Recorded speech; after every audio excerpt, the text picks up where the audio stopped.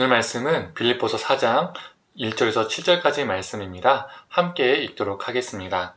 그러므로 나의 사랑하고 사모하는 형제들, 나의 기쁨이요 면류가 아닌 사랑하는 자들아, 이와 같이 주 안에 서라.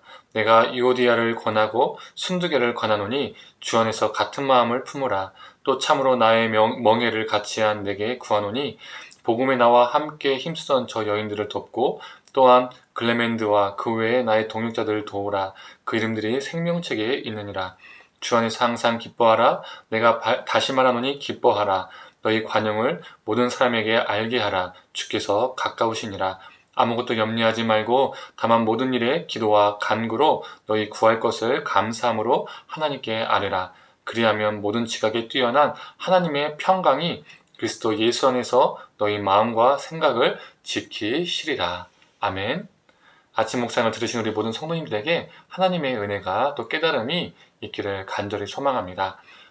오늘 1절 마지막 본문을 보면 주 안에서 서라라는 말로 바울은 말을 하고 있습니다. 이 서라라는 단어는 헬라어 원형으로 스테코라는 단어인데요. 이 스테코는요, 그냥 일반 단어가 아니라 군사 용어입니다. 군인의 적의 공격에 있어서 자신의 위치를 버리지 않고 그 자리를 사수하라라고 명령할 때에 쓰이는 단어입니다. 바울은 수많은 단어들 중에서 왜 이 단어를 사용했을까요? 빌립보는요, 로마 퇴역 군인들이 많이 사는 도시였었습니다. 그래서 이 단어는 빌립보 성도들에게 매우 익숙한 단어였죠. 그렇다면 무엇으로부터 자신의 위치를 버리지 않고 지키라, 사수하라 라고 말하고 있는 것일까요? 1절 가장 먼저 나오는 단어가 무엇이죠? 그러므로입니다. 이 그러므로는 앞뒤 문맥을 이어주는 인과관계를 나타내는 단어이죠. 오늘 본문의 앞의 내용이 즉 어제와 엊그저께의 내용이 무엇이었죠? 율법의 행위를 자신의 의로 구원으로 여기는 것, 탐욕을 자신의 신으로 여기는 것, 그러한 것들이 너희를 공격한다, 너희를 유혹한다라고 바울은 말하고 있었죠. 그러므로 그것들이 너희 사람들을 유혹함으로 그러한 것들, 그러한 공격으로부터 유혹에 넘어가지 말고 지지 말고 그리스도인의 자리, 하나님의 백성됨의 자리, 그 자리를 지켜서 사수하라 라고 바울은 말하고 있는 겁니다. 이러한 공격의 유혹에 넘어가면 사람들은 어떻게 될까요? 자신의 행위로 인한 의의를 자랑하게 됩니다. 율법을 잘 지키는 자신은 구원을 받았고 그렇지 못한 사람은 구원을 받지 못한 것이고 또 구원을 받았다 여기는 그 자신은 자신 스스로를 높이 여기고 그렇지 못한 사람은 낮게 여기게 됩니다. 탐욕과 욕망을 또 자신의 신으로 삼는 것도 마찬가지죠. 탐욕과 욕망을 기반으로 살아가기 때문에 더 가진 자가, 더 많이 누리는 자가 더 괜찮은 사람입니다. 더 높이 평가되는 것이죠. 하지만 반대로 더 갖지 못한 자, 덜 있는 자, 그런 사람들은 낮게 평가되고 무시되는 존재가 되는 것이죠. 결국 서로가 갈라지고 하나 되지 못하게 됩니다. 실제로 빌립보 교회가 이러한 공격에 흔들렸었습니다. 이 유오디아와 순두개란 두 여성 지도자들의 갈등이 실제로 있었습니다. 이 두 사람 중심으로 성도들이 갈라졌던 것 같습니다. 그래서 바울은 두 여인을 향해서 주 안에서 같은 마음을 품어라 라고 말하고 있는 것이죠. 그러면서 바울은 빌립보 성도들에게 몇 가지 권면을 합니다.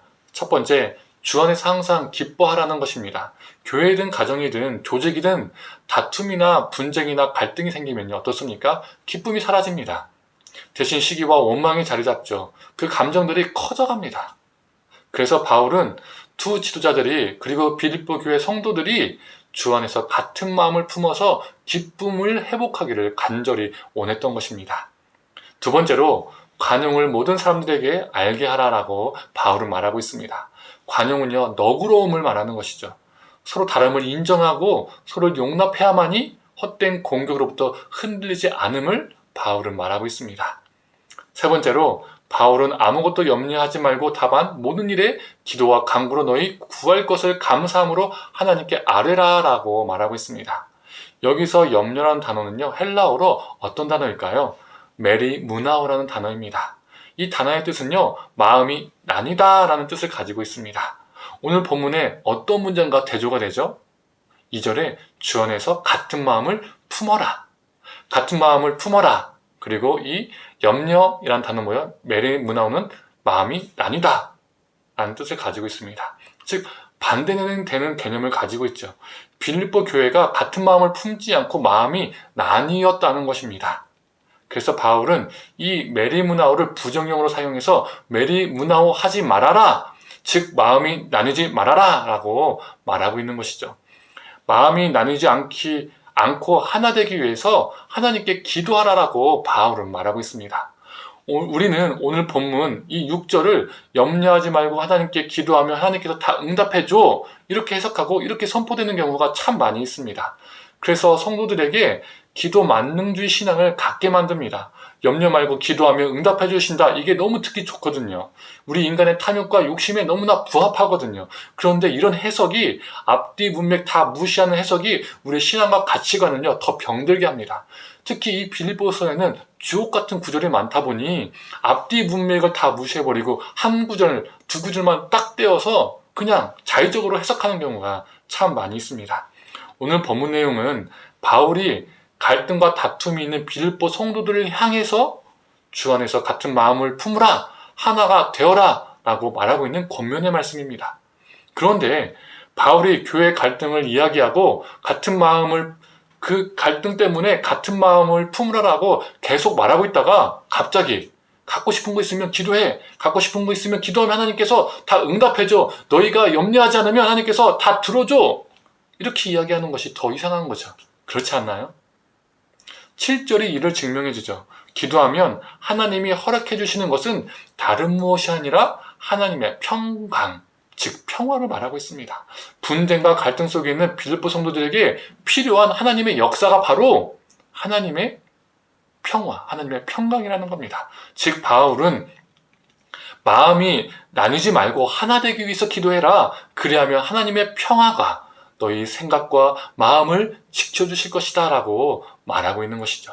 사랑하는 성도님들, 주 안에서 그리스도됨의 자리, 하나님의 백성됨의 자리를 사수하기로 합니다. 우리가 그 자리를요 상실하면요 다른 것으로 되려고 합니다. 더 나은 존재, 더 높은 존재, 의시되는 존재. 오늘 본문이 이 바울이 염려하고 있는 그 상황이 되는 것이죠. 갈등하게 됩니다. 내가 누군가보다 높다고 생각하게 되면 누군가를 무시하게 되고 갈라지고 분쟁과 시기가 일어나게 되는 것이죠. 가정에서든 신앙 공동체에서든 어디서든 우리에게 허락된 이들과 함께 기뻐하고 서로 관용, 즉 너그럽게 대하고 마음이 나뉘지 않기를 바라며 기도하는 자가 되기를 간절히 소망합니다. 함께 기도하겠습니다.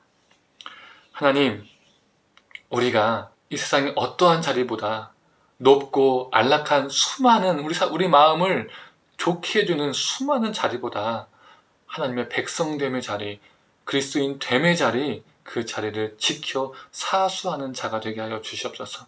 또한 우리는 살다 보면 가정에서든 신앙 공동체에서든 어떤 조직에서든 하나님 시기가 있게 되고 갈등이 있게 될 때가 있습니다. 하나님 그때마다 하나님 우리가 예수 그리스도를 바라보게 하여 주시옵소서.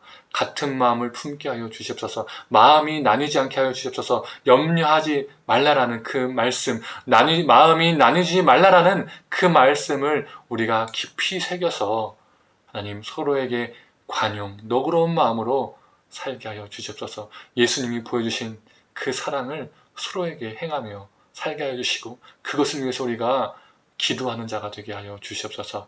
감사드리며 사랑에 만나신 예수님의 이름으로 기도드립니다. 아멘.